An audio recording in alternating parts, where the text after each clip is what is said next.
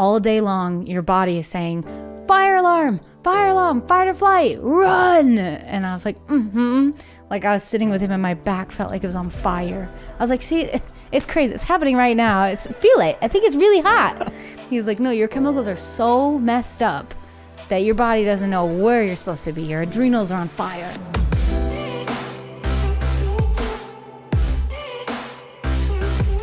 Hey everyone, welcome back to On Purpose, the #1 health podcast in the world. Thanks to each and every single one of you who come back every week to listen, learn, and grow. Now, you know that I love sitting down with people from different backgrounds, different walks of life, who are adding meaning, impact, and purpose into the world, that have an incredible presence and use it to do so much good in the world. And today's guest is someone who has been so kind to me, so gracious to me, online and offline. And our first interaction was actually this January when I announced me being the Chief Purpose Officer at Calm. And we did a series of lives. And when this guest today said yes, I was over the moon because I love her energy. I followed her for a long, long time, admire her work. And for her to say yes was a dream come true. So today's guest is none other than Meghan Trainor. And Meghan first made history in 2014 with her Diamond certified hit single, All About That Bass. Since then, the award-winning singer, songwriter, and multi-instrumentalist has garnered a Grammy for Best New Artist, achieved 8 multi-platinum singles and 2 platinum albums, sold out 3 world tours, penned multi-platinum hits for peers across pop and country, and received countless industry awards and nominations. Now, on top of all of that, last fall, we got to watch Meghan as the host of Top Chef Family Style on Peacock and as a judge on Clash of the Cover Bands on E! In September of 2021, she also launched her podcast, Working on It, which she hosts alongside her brother, Ryan. Meghan has recently released her new single, Bad For Me, which, by the way, my producer has been singing and listening to all week, featuring Teddy Swims, along with the announcement of her 4th full-length album, Taking It Back, arriving October 21st, 2022. Mark the date. Welcome, Meghan Trainor. Meghan, thank you for being here. You're amazing. No, you're amazing. You did all of that. I can't believe it. You had to live it. You had to create it. You had to write it. I mean, it's incredible. Wow. Congratulations. Thank you. I sound so cool. You are. When you say it, yeah. Even just your energy walking in today, and I saw you come out the car, and just your presence, your energy, everything that you said, I was just like, this is my kind of human. Like, this is the kind of person that I want to be around. You'll adopt me. Okay. Yay. Thank you. Thank you for being here, honestly. Thanks for having me. I'm honored. You're like Oprah. You're amazing. What you do for everyone in the world. And I'm honored, and I'll do whatever you tell me to do. So thank you. Thanks for letting me be here. I'm humbled and touched by that. I actually got to say that to Oprah. Because I grew up watching her. And so for me, when I finally got to interview her, her book was coming out. We got to do the first interview. It was very exciting for me. And I said to her afterwards, I said, hey, Oprah, I think I do what I do because I grew up watching you, and you showed me that you can make meaningful stuff really powerful, and it can be really mainstream. It doesn't have to be in this little box over here. And what she said to me was really special. She said that Maya Angelou said to her that her best work will not be the impact she makes, but the impact that the people she impacts make.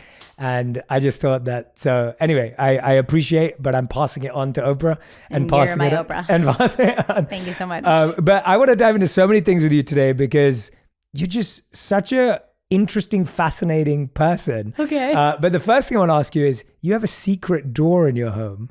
I do.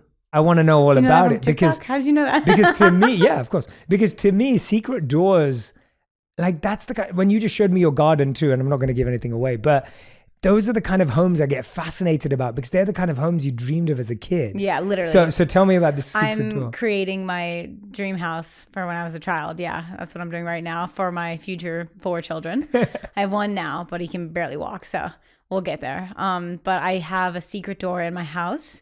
And the house I bought is really cool. Not a lot of houses in LA have attics and basement, and I have both in this house. And my husband, we did so much construction, and he was like, the only thing I want, I'm like, yes, what would you like, babe? And he was like, a secret door so it looks like a bookshelf. And I was like, done. Absolutely, we're doing that.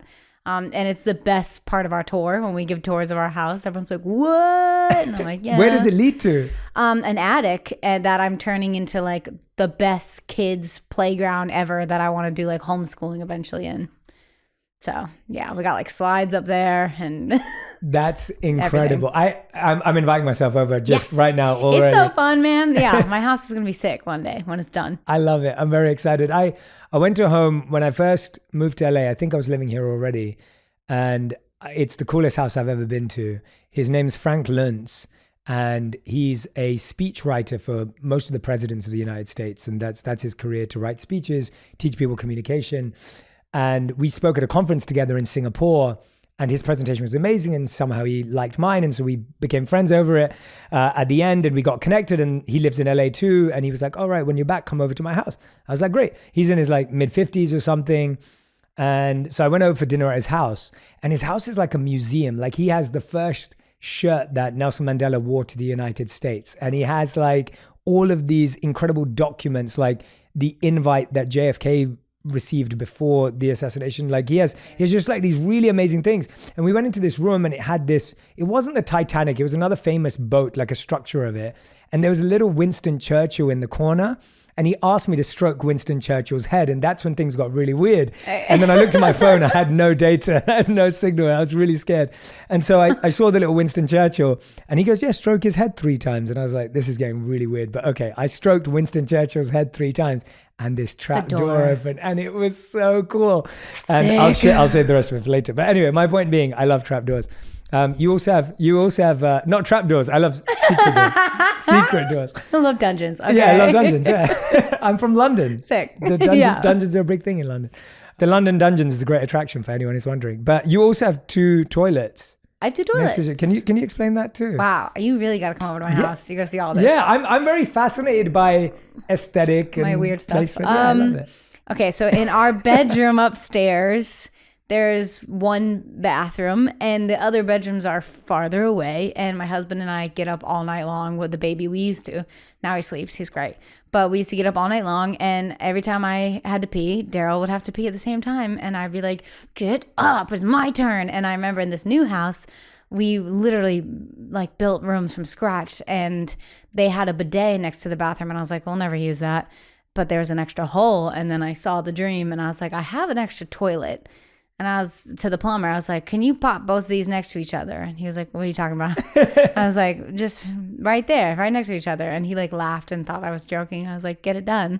And he did. And it was the best decision ever. I love like, it. if you're really close with your husband, we're tight. We're close to the most. Yeah. We like pee together, and it's the best bonding time ever. I love it. Like, I don't know. We're not nasty with it, but like it blew up, and the whole world is like, ew. And I have couple friends they're older than Daryl and I are. We're young. We got lucky. We met each other at like 22. But they're like, you pee in the same room as your husband? I'm like, oh, he'll chill with me if I'm going number 2. Like, we hang out, like we don't do it at the same time. No. But yeah. I love it. We're close. Well, thank you. We wanted to start You're there. welcome. Yeah. So now everything goes deep. There's my bathroom. Yeah. But no, I love it. Thank you. And thank you for letting us into your home. I've been loving following you on TikTok for that reason. It's so nice getting to know someone and then meeting someone in person and going, oh, you're even more wonderful in person is a great feeling. So, but I want to go through parts of your journey that I thought would be interesting to us and you, and just everything you talk about when it comes to mental health, and you talk about like toxic relationships. And I just love your openness and vulnerability in a way that I know my community and audience really needs that insight. But I want to go all the way back to Nantucket, which is where you grew up, right? And and like, the feedback that I always hear about is like, it's the cutest town, or, it's like, tell me about what it was like growing up there for you, and, what you dreamed of at that time. The world was so small. Everything was so small. The buildings are small. So when we would go off island, which was like travel anywhere else, we're like, oh, you going off island? Like, the buildings were huge, and there's like traffic lights. We're used to stop signs. So everywhere else felt huge. And I still get scared when I go to New York. I'm like, well, these buildings are way too tall. And like when we park in a parking garage, I have full panic because I'm like, well, we're going to be late. We have to find a parking spot and get a ticket. It's a whole thing. But Nantucket was great. And growing up there though, there's no mall, there's no place for kids to hang out. So you start drinking and doing drugs at like 14. Wow. And like hooking up at a very young age. And like when I look back at stuff that we did, I'm like, how was I not murdered or kidnapped, or like how am I not a full-blown drug addict? A lot of my friends are. Wow. And even my brother had problems with alcohol and drugs, but he managed it so well that we were like, you don't have a problem, you're just fun, you know? And then recently he was like, okay, I need to be sober. Wow. So it's like if you made it off that rock, like you won, like you survived. So it was a crazy place to live. It's so different when I grew up in London, which is obviously this big city and you're always around big buildings. And then I moved to New York and I've lived in Mumbai and now I live in LA. So I've always been moving from big city to big tough. city. You got that tough, like you can handle it. Well, you can handle the city, but there's also, it takes a lot more effort to feel grounded or to be in nature, or, you know, that took a lot of training. Oh, wow. Took a lot of training for me to adapt to that.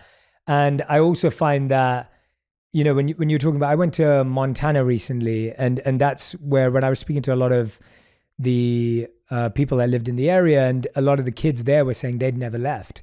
Yeah. And they were saying that they all went to the same salon on a Saturday evening, and that one of them went to NYU for the summer, but then she moved back, and she'd never seen a Chipotle before she'd moved out of town. Same. And all that kind of stuff. And it's always interesting to me because we grow up in such bubbles where you think everyone thinks like you and everyone's living like you. When was the first time that bubble kind of was burst or changed or switched? What was the experience where you're like, oh wow, there's a whole world and people who think differently? And I mean, when my parents started bringing me to songwriting conventions, like songwriting competitions, and I would travel, like my brothers got a gift. Well, it'd be a whole family thing. I have 2 brothers. So for Christmas one year, they're like, we're going to go to California and have Megan go to this songwriting thing with ASCAP. And the boys would get to go to the zoo, you know? So it would always be a family thing, but they would make sure the boys got to do something fun too. But I remember like traveling with my family and seeing Hollywood, and I was like, ew. But like, oh, it's a little different than the movies. But then I lived in Nashville for a year by myself, and that was my college. I was 19 and I was like a songwriter. I would drive to work at noon and I'd write a song and I'd come home by myself. And I did that for a year and then wrote All About That Bass and got signed and like had to move to LA at 19. So a lot of my friends were like in college and went home for the summer, and I was like, I don't know. I feel like I missed a lot of learning steps and relationships. Like I feel like there's a whole friend group out there that I would have had that I don't know them, you know, because I just went to work. But I wouldn't have it any other way. Like we did it. That's But there's definitely differences that I'm frustrated with. Like I don't know how to do taxes. I don't know how to do many things because at 19, all of a sudden there was a team that did it for me. Yeah. And so when like, I don't know, there's simple tasks that I'm like, I can't imagine doing that I feel, I'm working with my therapist on it. I feel stupid sometimes. I feel silly and she's like, you're not stupid. Like, look around. And I'm like, yeah, but there's simple things I can't figure out. Geography. I don't know where anything is. I don't know where I am in the world. Megan, I want to share something with you. I promise you that most people who went to college don't know how to do their taxes. Okay, good. Because I know what the problem. I'll be honest with you, me included. And I went to Cass Business School. Like, I don't know how to do my own taxes. Okay, because and the reason I say that is because you're just never trained in the simple things. Yeah, like it's sad, but no one knows how to get a mortgage or how to get their taxes. Like you don't know these until you have to do it. Yeah. And then when you have to do it, you figure it out. Like for me, I had to learn a whole new system when I moved to the US. So just about when I figured, so I moved to the US when I was 28. And so I'm 28. Yeah. Oh, there we go. Yeah. But you moved to LA when you were 19, so yeah. Bit of a different experience. But yeah, no, I moved to the US 6 years ago when I was 28, and it was like I just figured out how to do taxes in London, and then I moved and had to figure it all out again. And so I don't think you should be so hard on yourself because I'd be honest with you and say I don't think most people know how to do the things you just mentioned. Okay, good. Yeah. I thought everyone knew. But when you look at that experience, when you talk about going to songwriting competitions, it's really interesting because competition often turns people off art, and it can often be a challenge where it's like you're competing at something and then often you lose taste for it. I remember I swam a lot when I was in college and high school, and I was a pretty good swimmer, and my parents really wanted me to be a competitive swimmer, and I hated the competitive side of swimming. I love competition in other areas of my life. I just didn't enjoy it in the water. For you, what was that experience like because that was even younger than 19, right? You're going to these competitions with 17. Other kids. Yeah, with other kids. But it wasn't even kids, it was adults. Oh, wow. Like it ranged from my age, 17 to like 55, where they were like, I still want to be a songwriter and here's my chance. And I would like always write on my CDs before we played it. I'd be like, I produced it myself, like be easy on the production. And I was like, I'm just a young girl. I don't know what I'm doing here. And they would critique your songs in front of everyone. So it wasn't like we were competing it's like America's Got Talent kind of, but for songwriting. But for songwriting. And if you won, you got signed. And my second year I did it. And I was like, Dad, I don't want to go back. And he's like, your album's way better now. Let's go back. The second year I got signed. And everyone's like, Megan's the one that got picked this year. And I was like, I did it. That's amazing. But, do you remember any feedback from the first year that like stayed with you? Killed me. Yeah. My lyrics didn't make sense because they didn't. My production was bad. But they saw potential. They're like, it's in there. You just got to be better at, like, maybe you shouldn't have said that here, or this doesn't really rhyme, and blah, blah, blah. And I was like, they don't know anything. I'm like, Dad, they suck. But then I went home and I wrote a whole new album and sent it in. And then it was like night and day. And they're like, wow, you took our notes and you came back. So it was great, and everyone should do it. And it sucked, and it was great. But my parents would make fun of me because I'd be like, I don't want to go, and they would drag me. And then when I'd go, I'd be like, that was the best thing ever, I rock. And they're like, see. How do people get that courage though? Because I feel that supportive parents. That was it? That was it. Really? My parents believed in me so much, and I was bad. Like, I wasn't horrific, but I was bad. Like, I hear the songs now and I'm like, what were you guys thinking? And my mom, like, nowadays, she's still trying to get those 15-year-old songs cut. Like, not cut. A lot of people don't know what that means. When I say like get a song cut, I mean another artist sing it. So she's still trying to like sell those songs, and I'm like, Mom, they're embarrassing. Like, there's sometimes those songs will get pitched and they'll get cut, and she's like, I knew it. Like, I knew you were good back then. And I'm like, wow, you really believed in me. Wow. And my parents are those parents that are like, everyone should go to college. And for me, they were like, go to work. Like, go be a songwriter. This is what you're good at. You're gonna do this forever. How do you think they noticed that? Like, what was it in you? Because obviously, and that's wonderful to hear that, but they obviously saw something, and they saw a habit, a trait, a pattern, some work ethic. What did they see? I think my work ethic at a young age, like, I wasn't getting all A's in school, but I'd get like B minuses and C's and whatever. But I would come home after school every single day, and I would use the production that my dad would get me at Christmas time. I'd use my computer, and I would be in GarageBand to Logic, and I would write a song after school every day, and I'd play it for them by dinner time. So in like 4 hours, I would write and produce a whole song and be like, check this out. And it was me like loving what I'm doing. It didn't feel like work, but it was also me showing my parents like, thank you for buying this for me. And like, wow, I'm going to make you proud with this someday. And my dad was like, this is a credit card where I'm buying all your stuff on. You can pay me back later when you're a successful songwriter. I'm like, wow, I buy you a house. So there you go. How does it feel now that you're a mom? Like, how does that feel? Man. Like, how are you taking parts of those gifts that your parents gave you to pass them on? And like, my parents were and are the best. Like, my mom, she would be here today, but like, I heard she was going to come. I was really hoping to meet her. I know, but we're trying to be nice with COVID and like we're always like safe. Pick one person. And but she's my assistant full blown now.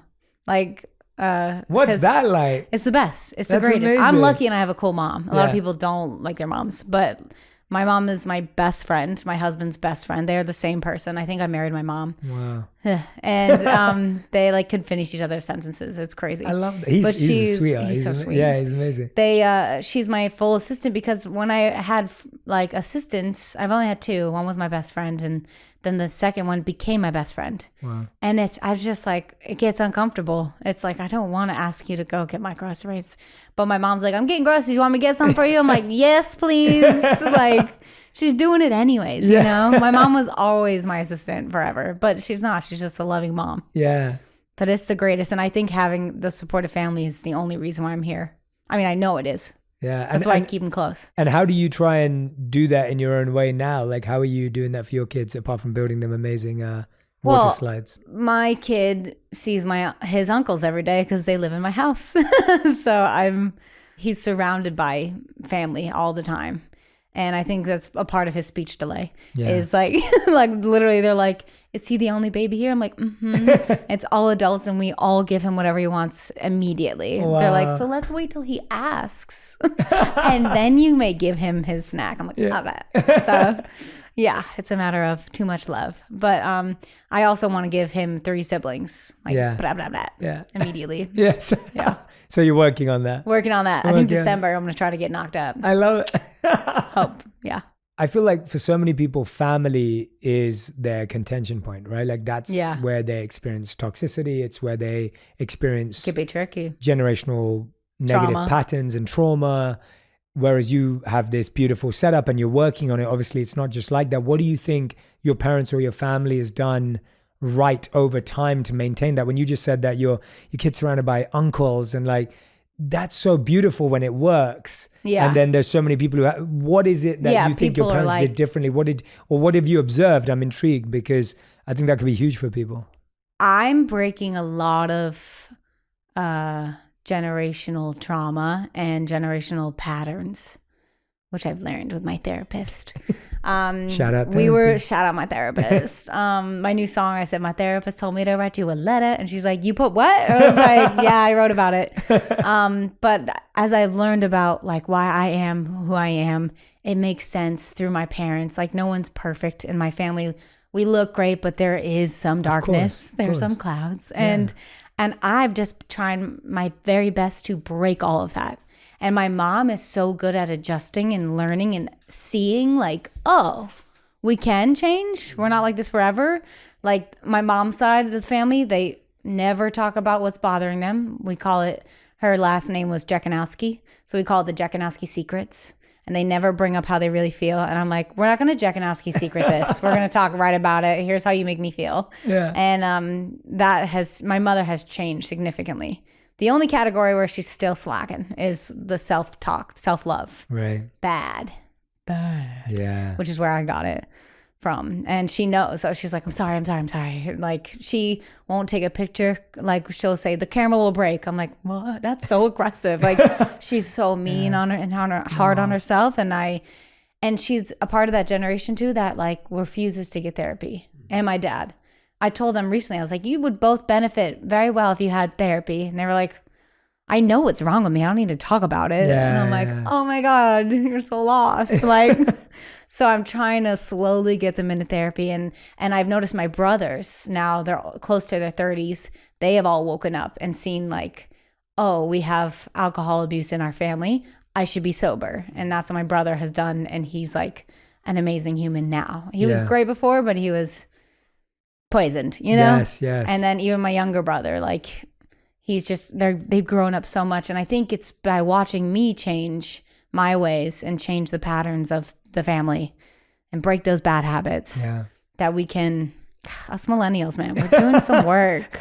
It's exhausting, but somebody's got to do it because I will not have my kids have these bad patterns. Yeah. You know what I mean? They'll just have other ones now because they'll make up their new stuff. No, but that's, I love hearing that. And it's wonderful to understand that everyone is needing help from an individual if you want to change an area of your life. Like, I just feel like one of the things I'm certain about is that if I'm serious about something, I better be accountable to someone else in that area of my life, whether that's a therapist, a coach, a personal trainer, whatever it may be. Yeah. And I think if you're privileged enough and accessible enough to have that help in your life, it can make a huge difference. But knowing that your parents aren't doing it yet they are using the language. My mom's. She's much better. Yeah, she's using the language. She understands it. My dad's 20 years older than my mom. Wow. So yeah, he's like 74 and she's 54.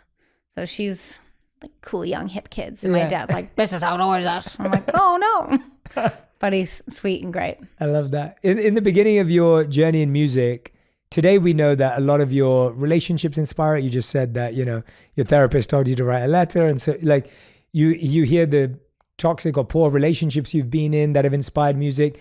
What was different about what inspired you back then and what inspires you now? Like, do you ever think about that? Like, what inspired your songwriting then and now?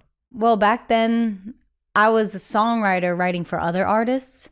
So I was thinking like what's not on the radio and what could be on the radio. But when I wrote All About That Bass, it was like a joke. Like it was like I was like, no one's gonna cut this.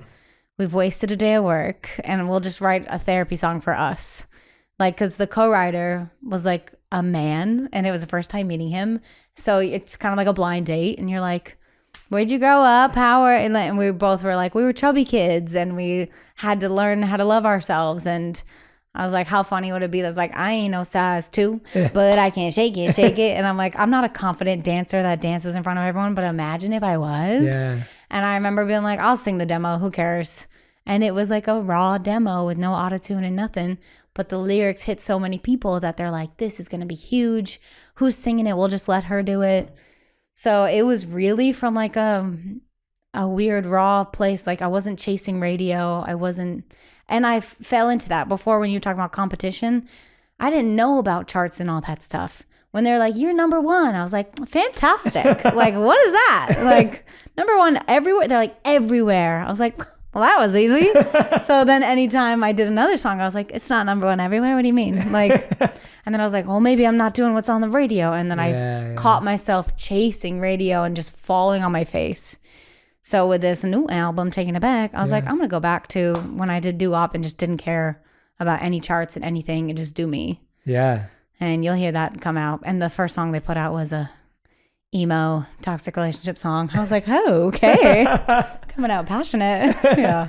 And so it sounds like it's always been a raw emotion that's gone out. And now you're taking it back and you're going back to that and you're really owning that. Like with this new album, would you say that we're hearing you through the healing process? Are we hearing you healed? Are we hearing you? I think you're on the other side?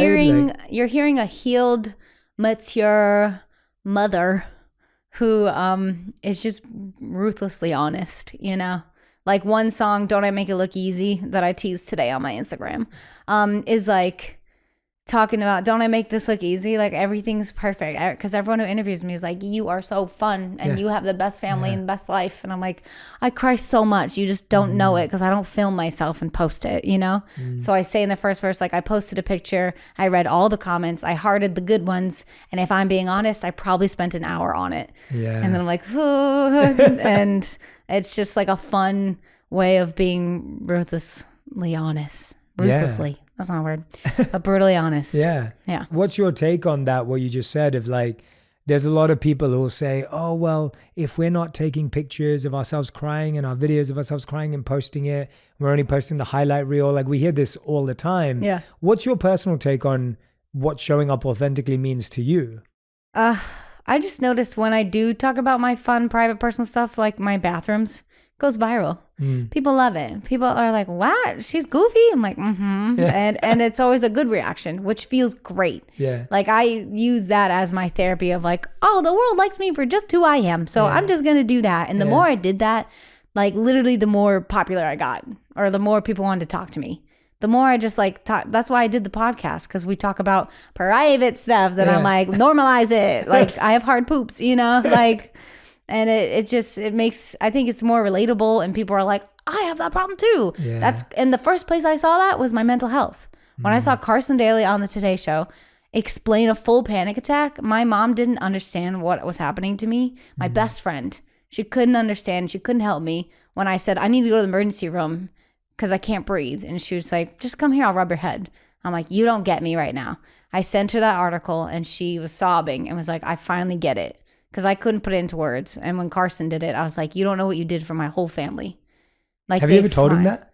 Oh, yeah. Every time I'm at the Today Show, I'm like, Carson, saved my life. He saved my family relationship. Yeah. Because I resented them for that. I was like, how do you not understand what I'm going through? You're my mother. Like, you're my favorite human being on this earth. Like, and now she still cries about it. She's like, I didn't know what you were going through. And then she'll look back at her life and go, oh, I had a panic attack that day. I thought I was just having a meltdown, but my heart was stopping that day. Like I thought I was going to die. And I was like, yeah, we're riddled with anxiety and you guys weren't allowed to talk about it, but we are. Yeah. So here we are. Help. I'm like the biggest fan of screaming for help. Yeah, absolutely. I'm like, something's wrong. Somebody help me. What was your worst experience With panic? With panic that you remember so strongly where you didn't feel anyone was there to help and you were screaming out for it? I was in New York City. My first like big real panic attack was 4 a.m. It's one of those like never forget. 4 a.m. I was in Glam getting ready to announce the Grammy nominees for the year after I won. It's like a thing you do when you win, you go announce them. And it was going to be live with Gayle King. And my assistant, who's my bestie, still is, she was reading me my schedule for that week. And it was like, sing here, perform there, after all my vocal issues were happening. And I'm just like, if I do that, my voice will die and none of you will make money. You know, like we're all going down. So I was reading this calendar and I was like, but how would if I go from there to, there's no way I'm going to make that. And then I started getting I get a little tingly every time I talk about it. You start dissociating, like you start leaving your body like a ghost and like breathing. You start thinking about it and full panic comes in. And I started crying because I was like, I think I'm dying. And I was like, what's going on? And I just had to scream, cry, and breathe. And my husband, who was my boyfriend at the time, and my assistant looked at me and said, this is a panic attack. And I almost wish they never said that because I was like, what? This is what that is? Because I didn't know. Yeah. I didn't really know what people were saying, like how they felt. You don't know until it's happening. And then when it ended, they were telling me, what's this? I was like, a lamp, a TV, a rug, and that like snaps you back into your body. And once I calmed down, they were like, I was like, can that happen whenever? And they were like, Wish they didn't say that either. Yeah. Screwed me for the rest of the day because I was exhausted and I went on live TV and I haven't watched that clip since, but I remember I blacked out on the TV and was just on autopilot. And I was like, don't pass out, don't die. Like, don't have a freak out live on TV with Gayle King. And as soon as they were like, done, I sat down on a chair and I lost it. And all the people on the Gayle King show saw me and they looked at me like I was a crazy person. And they're like, is she okay? And my team looked at me and they're like, we need to stop. I was supposed to go do like 8 more interviews, a whole day of work. And they just said, stop. I went back to the hotel room and I literally would run to the bathroom thinking I would have diarrhea. I was like, no, guys, it's cool. I just have the flu. And they were like, mm-mm. And I would explain it to people like it was like the movies, like when a demon takes over my body and I had no control anymore. And when a doctor tells you it's your own brain, you're like, well, then I'm going to be in a psych ward like this every day because I can't control that. I don't know how to. And then also I overdosed on edibles, which like you can't really do, but I did it.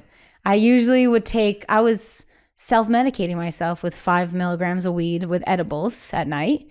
And it really helped in the beginning and it would help me sleep. And one day I ran out of the specific edibles that I took and I ate like a lollipop that was 25 milligrams. Then I was so high that I forgot I ate that and I ate another one. And I usually take 5, right? I was up to 50. In one day? 50 milligrams in one day. I was doing a puzzle and I was like, I'm not breathing. So I tell people my soul left my body. I said bye-bye. And I was dry heaving all night. And that is very similar to what you feel in a panic attack. So going to those places twice, my brain was like, we've been there and we could take you there whenever we want. Wow. And so I was really unbalanced. My chemicals were off for a long time, months, trying to figure out, like some days would be horrific, couldn't get up. And I was madly in love. My career was great. I would tell doctors, like, I'm not depressed. I didn't feel depressed. I just sometimes I'll just feel like I have a migraine for the rest of the day.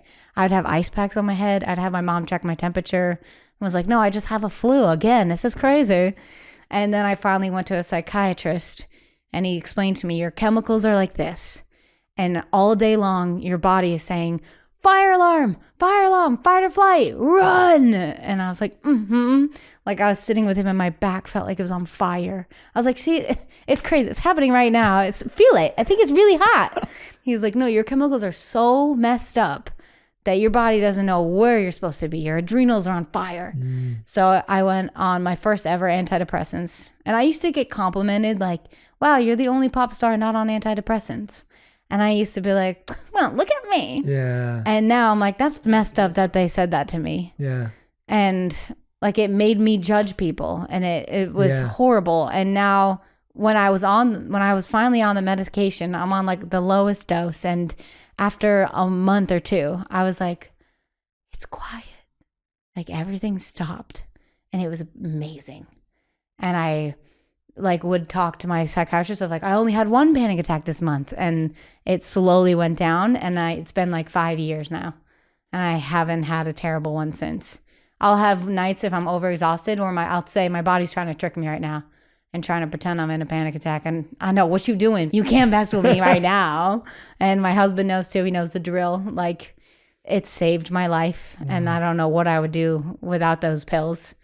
And I'm sorry I'm blabbing, but I have to say this too. This isn't great. Please carry on. When I was pregnant, and I told people I want to get pregnant, so my doctor, they were saying this pill is safe that you're on, but this low dose of Ativan is not safe. Get off of that.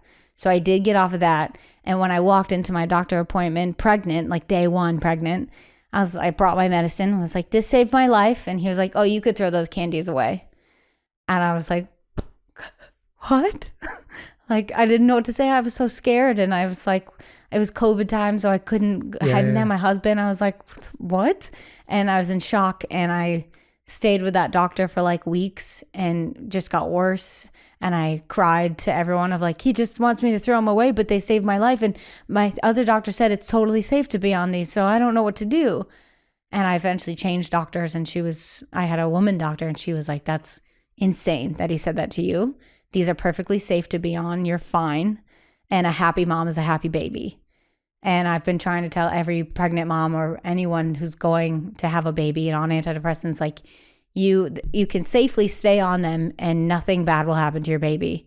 And I never had any postpartum. I didn't have any depression while pregnant. And my pregnancy was obnoxious. I had gestational diabetes, but we did it. We crushed it with a good diet while pregnant. And I was like, what? So no cravings. Yeah. But like, it's still like the stigmas in some of the doctors. And it's like, and my baby came out C-section because he was sideways. And my baby was in the NICU for 5 days. And all those nurses said, were you on antidepressants?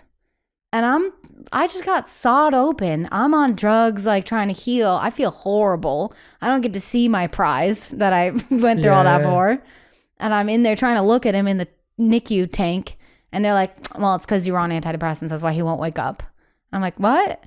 And I asked all my doctors, and they're all like, dude, there's no science that backs that. They're just pointing so they don't get sued. They're just saying, well, it's because you're on antidepressants, and that's why. And it was the most discouraging thing, and I'm writing a book about it because it messed me up.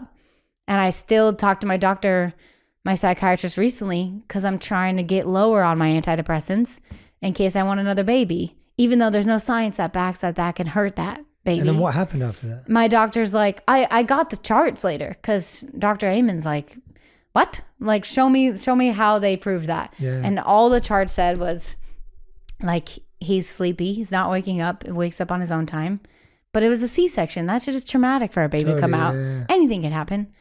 And it wrote, mom 27 on antidepressants. That was it.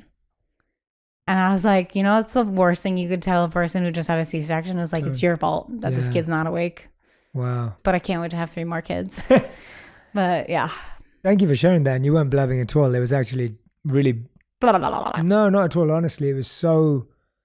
Thank you for taking us there, because I think, you know, it's very easy to gloss over some of the detail, but actually to hear the details, what allows us to really empathize in the best way possible, but also just to recognize how much stigma there is. Even hearing the statement where you were saying that, oh, you're the only music artist that's not on these. Yeah. And now it's like, oh, these are going to cause you to have an unhealthy baby. And no one in my family is on them. They should be. Yeah. They could be.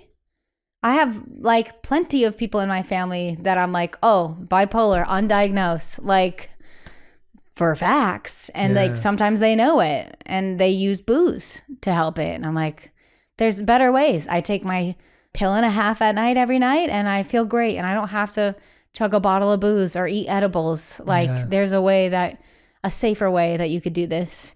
So yeah, those pills help me. But my whole family, that they come from a place that's like, you need medicine. Yeah. To make you feel better. I'm like, And the best is when like a doctor said to me, well, you have asthma, right? And I was like, He's like, you have an inhaler. I was like, It's like, why can't you have medicine for your brain?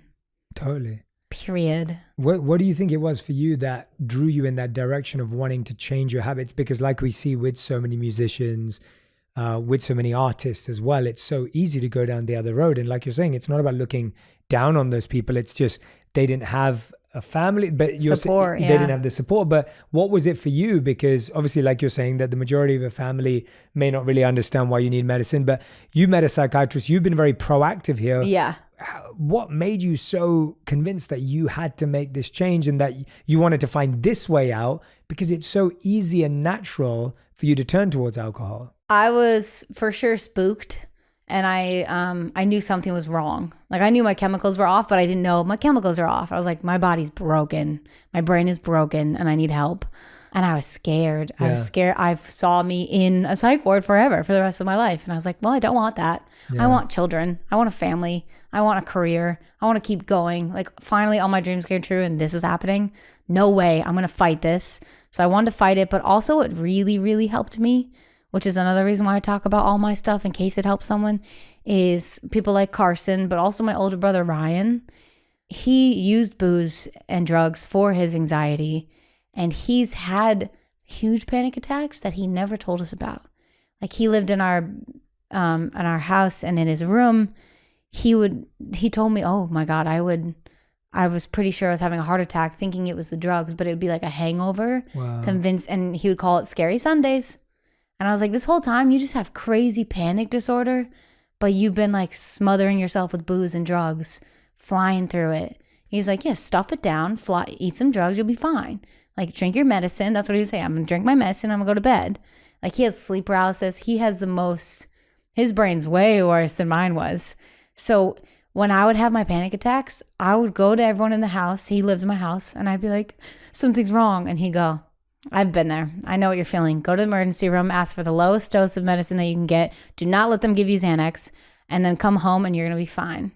And having him, like my older soldier brother that could get through anything, look at me and be like, I've done this. You're okay. Instead of my mom being like, what are you talking about? You don't need a hospital. He'd be like, go to the hospital. They'll tell you you're fine. They'll give you oxygen. You'll come home. You'll be great. And having that like acceptance, but also not be alone feeling was like, he saved me. Wow. And that's why I do this podcast with him, because he's now trying to be sober. And in our first episodes of the podcast, he like, you can see him freaking out. And he's like, I don't get to have my medicine. And he did it cold turkey. He didn't go to any AA and nothing. No therapy, no help. He did it by himself, which is so dangerous. Don't ever do that. Yeah, very rare. Now we're hearing like he could have had a heart attack in his sleep. I'm like, oh my God. I tell him, I'm like, you're on extra time, you're on borrowed time, my guy. But he's my hero. Very looking forward to meeting him now. You're gonna love him. Even more so. You are gonna love him. Even more so. Yeah. Wow. What an incredible story, and to have you both go through that. And we've had like amazing guests like Dr. Drew on our podcast, and he's so funny. He loves Celebrity Rehab, so he loved Dr. Drew. So when I've been like, Ryan, you got to go to therapy. You have demons in here. Like, let's go treat them. That's trauma. He was like, no, you're obnoxious. I'll never do therapy. Dr. Drew came on our podcast and was like, brains heal brains. Yeah. You need another brain to heal you. Yeah. And he was like, you're absolutely right. Went to trauma therapy that week. I was like, whatever you tell him, he'll be like, yes, sir, I will do that. Like, so you're going to have to write me a little list. Yeah. I'm like, tell him. Yeah. So, But it is true. We all need to hear it from different voices, different faces, different brains. You can't be his little sister. Like, go to therapy. No. But now you're doing that for everyone who's listening and watching us. Like, I can't imagine everyone who just heard what you just shared and everyone who's watching this, it's like, there's no one who could have heard that and not be transformed. Like, genuinely, everything. I hope so, man. Because like what Carson did for me is what I'm just trying to do for anyone out there. It's beautiful. Because there's still parents out there that are like mine, that are uneducated and don't know. And they're raising babies like me who didn't know and had that stigma forever.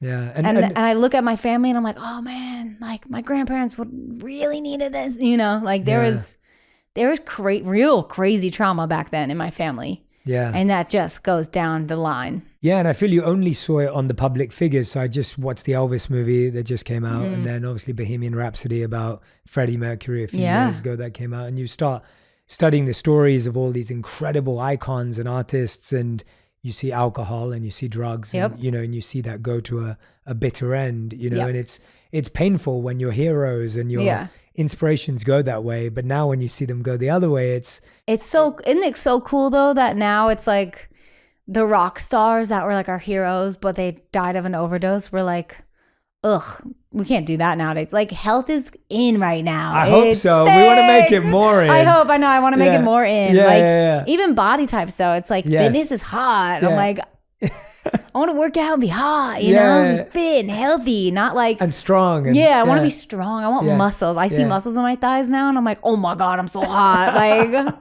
it's sick. What do you think that got you to that place of your? And it's so interesting how so much of it is chemical. And I've been thinking about that a lot lately. That I know so many people who get into a negative rhetoric in their head where it's like, I'm the worst. I'm spirals. this. I'm that, and it spirals. And they think there's something wrong, like mentally or psychologically, and there are changes that are needed, but so much of it is chemical. Like I've spoken about this a few times. It sounds so average, but when I heard it from my doctors and my teams, it fascinated me. So I went recently, I was not probably in the last 12 months, 24 months, I was feeling more tired, and there's plenty of reasons for that. We were renting a house during COVID. You work hard. No. There's that, but we were renting a home during COVID. During the daytime, it was beautiful. And at nighttime, it didn't feel so beautiful. And it was like there were animals in the floorboards and animals in the walls, and like, so you could hear scratching at night and like steps, and like it was hard to sleep. And we just rented it during COVID to have a bit more space. And so I was dying to move out, and hence we got this place and moved. But during that time, I don't think my sleep quality was good. And I always sleep 8 hours a night. I don't negotiate with my sleep. I sleep 10 p.m. to 6 a.m. Very important to me. Same. But at that time, even though I was in bed for that long, I wasn't getting good quality sleep. Yeah. And so I was feeling exhausted. So I started checking in with my doctor, and they said, your vitamin D levels are at a 10. Healthy is 100 and average is 60.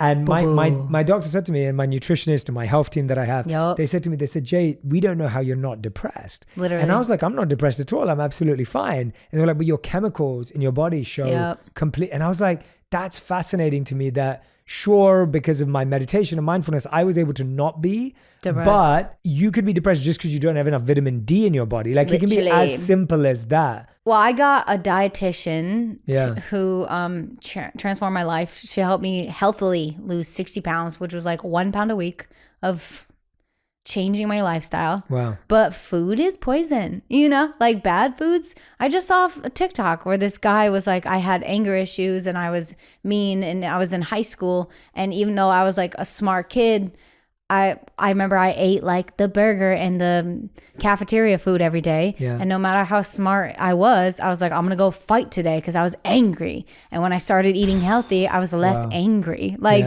yeah. I have a cousin who has really anger issues, but I also know he eats fast food because it's like food's expensive and they can't go to Whole Foods like me all the time. Totally. And so, and there's three kids. So mom's trying to feed all of them.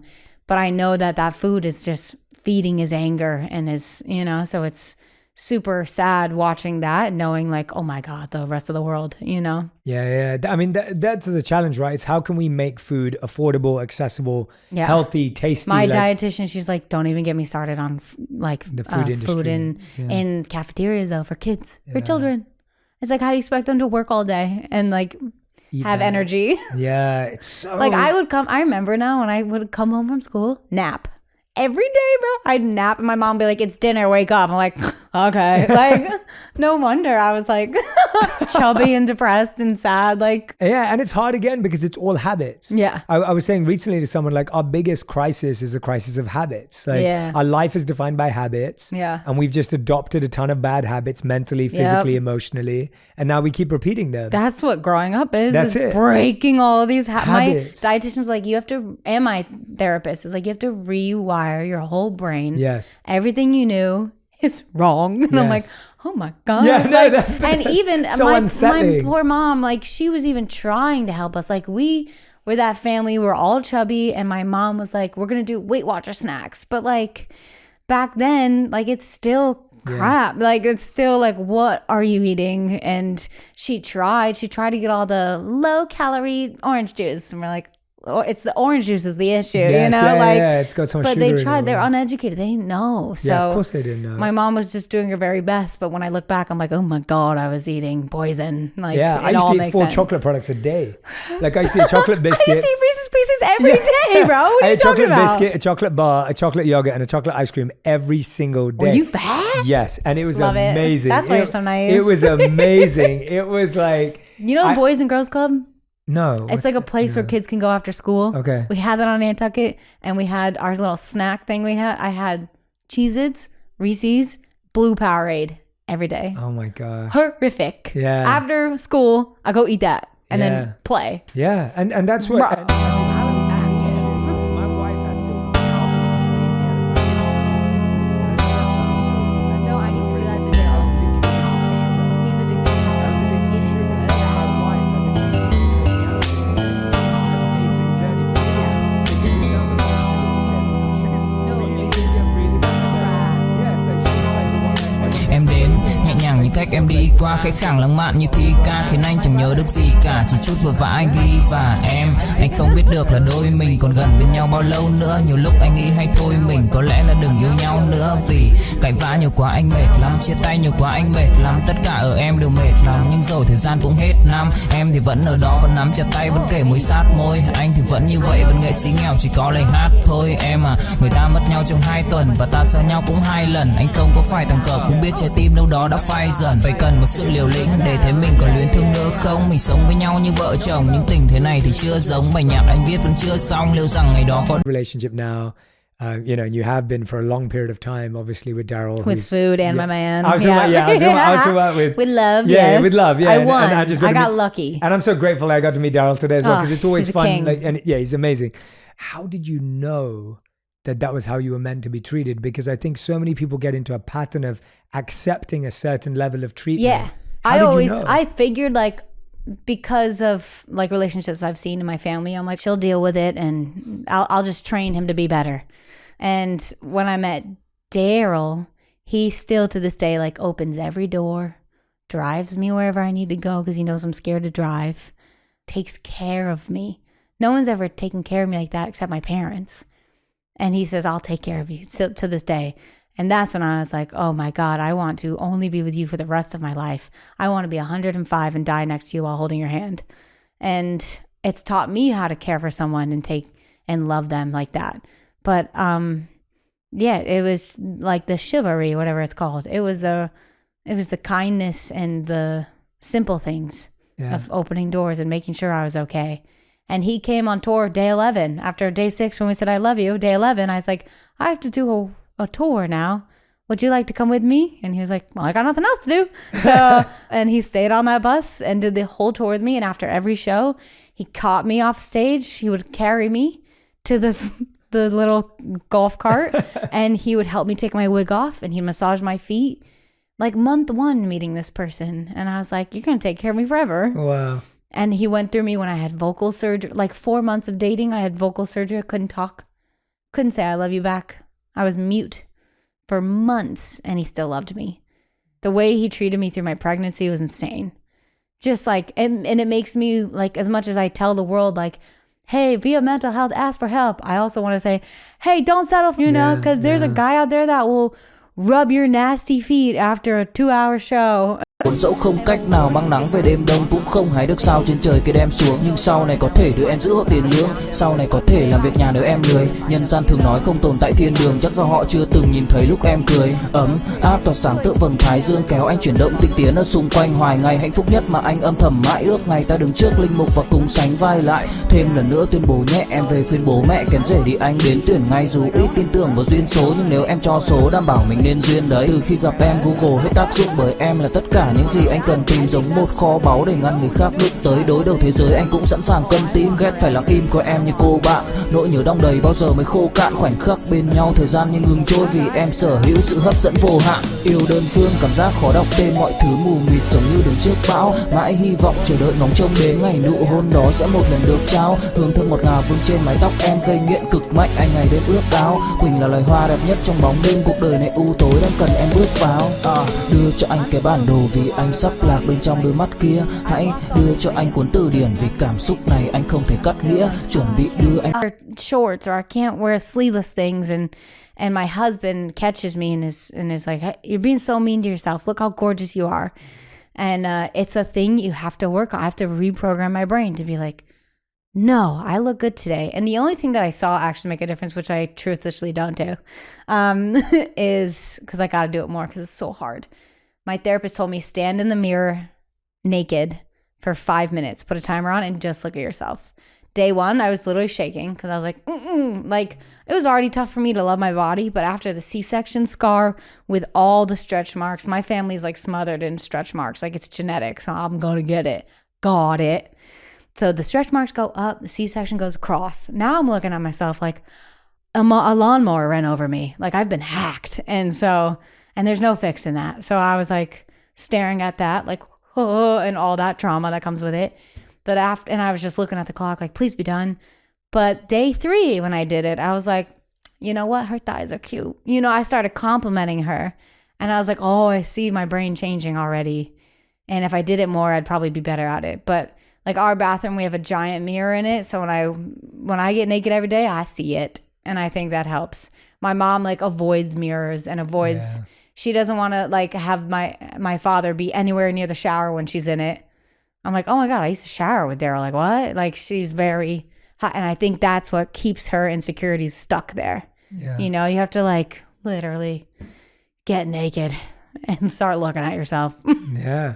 Because like, this is our shell, you know? Absolutely, yeah. This is our body. This is it. This is what we got. So like, let's treat it well. Yeah. And I think that's the idea that if we can't look in the mirror and say, I'm happy with what I see today. Yeah. It's really hard to think tomorrow you're going to wake up and say, I feel really happy with what I see tomorrow.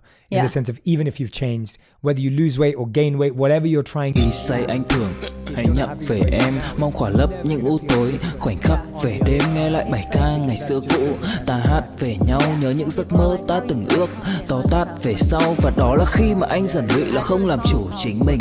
Thấy không gian trở nên tồi tệ, mọi thứ bao phủ chính mình. Em đâu còn như điều anh mơ, anh cũng tự nhủ chính mình. Nhưng mà thôi em, nào ai giỏi mà đủ tính tình. Chẳng thể vươn tới được cảnh cao dù anh có nhã ý trèo. Trong cơn say mọi thứ cuồng quay anh trở thành gã chí phèo. Yêu chân thành là không thay lòng dù em có như thị nở. Ý anh là em như cô tấm nhìn em như thị nở. Đêm vắng nàng ngón tay sáng vàng vì đốt cả bao thuốc lá. Căn phòng chung khi xưa nồng ấm bây giờ sao bút giá. Một thói xấu mà anh đã quen khi em không ở bên lâu. Anh thường ngồi trong một góc tối nhậu suốt cả đêm thâu. Em mang con tim anh đi đâu, khiến anh mù quáng vẫn cố sáng mỗi khi đau. Em mang con tim anh đi đâu, điều gì choáng váng để xứng đáng ướt mi nhau. Em mang con tim anh đi đâu, khiến anh mù. The second step was, now that you've done that, think about who gave you that quality. Think about how you learned it. Did you get it from your parents? Oh. Did you get it from your teachers? Who was it in your life that gave you that gift? And now you get to turn that compliment into gratitude and you get to thank that person. So internally, when you receive a thank you, not only do you get to receive it, you now get to thank someone else and pass that gratitude on. And it's just this beautiful process of compliments to gratitude, which we know are great for the brain. It's all good, yeah. And so it's all good. And so, yeah, I love that you brought that up. It's really special. I love it. Meghan, that's what we're working on. This has been even more than I expected. Yes, it has. This has been. Thank you. I knew it was going to be fun, but it's like we've done this beautiful thing where like we've gone really deep and then you were just hilarious and then adorable and then really deep and then hilarious. And so I'm like literally been playing with my emotions, but in the most beautiful way. We end every episode of On Purpose with a final 5. So this is the rapid fire. Oh, gosh. So you have to answer in 1 word to 1 sentence maximum. Oh, I'm so bad at that. Okay, here we go. Try. I can do it. We'll probably go off piste because you're so interesting that I'm going to be like, oh, tell me more. So yeah. Okay. But anyway, we'll start. All right. Question number 1. What is the number 1 thing you're working on in your relationship, and what's the number 1 thing Daryl's working on? Understanding his feelings. That sounds good. The boy can feel. He's got a lot of feelings, and I'm like, Dr. Phil taught me perception is reality. So even though it seems like he's being irrational, yes, because he is, I have to realize like, oh, he's in that moment right now, and I have to take care of him as if that's real and then pull him out of it. And I always do. I love that. And what's he trying to do for you? That's like the toughest part for us because I'm sorry I'm using so many words. You're not, but I'm so Massachusetts, like, sack up, bro. Like, I'm raised by brothers. Like, why are you so emotional? Why are you crying? And he's like, you know, so he's trying to communicate better his feelings to me and trying to, I guess. Ask him. He'll tell you. Yeah, I'll have to ask him. It's that. It's the very, I'm cold and he's soft. Yeah, I get it. But it works. Man, it works. Question number 2. What is your daily routine for your anxiety today? My husband, transcendental meditations every day. That's Amazing. Not how I say it, but 20 minutes morning and night. I do that sometimes, especially when I need it. Today, I'm going to, I have therapy today at 4 p.m. We love it. And I'm going to try to work out. I love that. That's beautiful. That's nice and simple. Easy. Right? Yeah, easy. All right. Question number 3. What's the best advice you've ever received? Life will get better if you let it, from my father. Nice. Question number 4. What's the worst advice you've ever received? I mean, this isn't the worst advice. I can't think of anything. But you know what we got a lot of when we were getting married and when we were having babies? We would ask older couples. Like, that was the worst thing to do. We were like, how do you have a marriage so long? And the men would say, son, surrender. Or just like, keep your head down. Yeah. And I was like, oh, well, don't do that. And then having babies, they'd be like, well, your life's over now and now it's theirs. And I was like, that's not true. My life has just begun. Yeah. So we hated that advice. Definitely. I'm glad you shared that. Yeah. It can be so. It's literally opposite. Yeah. It can be really, like, really detrimental. Yeah. Yeah. I remember that when I left the monastery and I decided to start doing what I do today, and my biggest fear internally was that I wouldn't be able to serve in the way I wanted to serve. And everyone's just like, oh, well, now you can't. You're going to get a real job. You're going to get married. Like, you're not going to be able to serve the world anymore. And I was just like, now I look back and I'm like, I'm so glad I didn't accept that. Yeah. And same with when I got married, everyone's like, oh, you're going to have less time to do impact and work in the world. And I was like, you're going to have a partner now to help you with it. Exactly. Yeah. Literally. No, I'm glad you raised that. All right. 5th and final question. If you could create one law that everyone in the world had to follow, what would it be? You cannot bully online. Nice. I actually like that. Really? That's a great law. Yeah, we've never had it. Comment. We've never had it before. Imagine if it was all positive comments. Oh yeah. My Instagram's pretty positive. Yeah, same. Oh my God. Same. But I'm like, this is great. When they're like, do you read comments? I'm like, yeah, because they're nice sometimes. Like, I need that little confidence boost. Everyone, Meghan Trainor, the new album is arriving October 21st, 2022. Very, very pumped to get to know you better, to deepen our relationship, Let's hang. Deepen our friendship. Let's meditate. And just, genuinely so in awe of the journey you've been on, the steps you've taken and how you're passing that on to everyone else. It's really powerful. So thank you so much for doing that. Thanks, man. Ditto. Love it. Ditto. Thank you. If you want even more videos just like this one, make sure you subscribe and click on the boxes over here. I'm also excited to let you know that you can now get my book, Think Like a Monk, from thinklikeamonkbook.com. Check below in the description to make sure you order today.